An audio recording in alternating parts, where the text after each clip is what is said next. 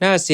492ตั้งแต่ทุกเกสุสจิตกาอาปติสัญญาวิโมกขาอาจิตกาเป็นต้นไปวินิจฉัยในหมวด2พึงทราบดังนี้อาบัติเป็นสจิตกะเป็นสัญญาวิโมกอาบัติเป็นอจิตกะเป็นโนสัญญาวิโมกอาบัติเพราะอวดอุตริมนุสธรรมที่จริงชื่อว่าอาบัติของภิกษุผู้ได้สมาบัติอาบัติเพราะอวดอุตริมนุสธรรมที่ไม่จริงชื่อว่าอาบัติของภิกษุผู้ไม่ได้สมาบัติอาบัติในปัทโสธรรมสิกขาบทเป็นต้นชื่อว่าอาบัติเนื่องโดยเฉพาะด้วยสัตธรรมอาบัติเพราะทุตุลวาจาชื่อว่าอาบัติเนื่องโดยเฉพาะด้วยอสัตธรรม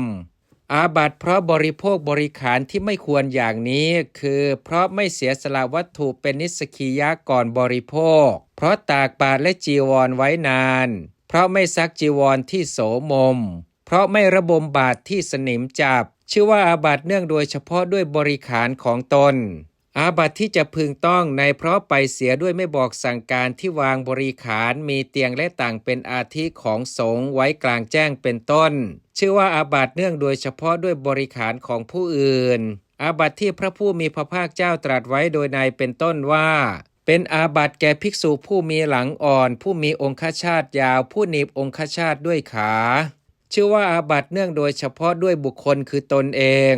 อาบัติที่พระผู้มีพระภาคเจ้าตรัสในเมถุนธรรมกายสังสักขะและให้ประหารเป็นอาทิชื่อว่าอาบัติเนื่องโดยตรงด้วยบุคคลอื่นภิกษุเมื่อพูดจริงว่าหล่อนมีหงอนย่อมต้องอาบัติหนักเมื่อพูดเท็จย่อมต้องอาบัติเบาโดยพระบาลีว่าเป็นปาจิตตีในเพราะสัมปชานมุสาวาทเมื่อพูดเท็จเพราะอวดอุตริมนุสธรรมที่ไม่จริงต้องอาบัติหนักเมื่อพูดจริงเพราะอวดอุตริมนุสธรรมที่จริงต้องอาบัติเบาภิกษุเมื่อนั่งอยู่ณส่วนข้างหนึ่งภายในสีมาด้วยตั้งใจว่าเราจะทำสังฆกรรมเป็นพวกชื่อว่าอยู่บนแผ่นดินต้องวงเล็บอาบัติก็ถ้าว่าเธอยังตั้งอยู่ในอากาศแม้เพียงองคุลีเดียวไม่พึงต้องเพราะฉะนั้นท่านจึงกล่าวว่าอยู่ในอากาศไม่ต้องภิกษุเมื่อนั่งทับซึ่งเตียงหรือตังอันมีเท้าเสียบในตัวบนร้านสูงชื่อว่าอยู่ในอากาศต้องวงเล็บอาบัติ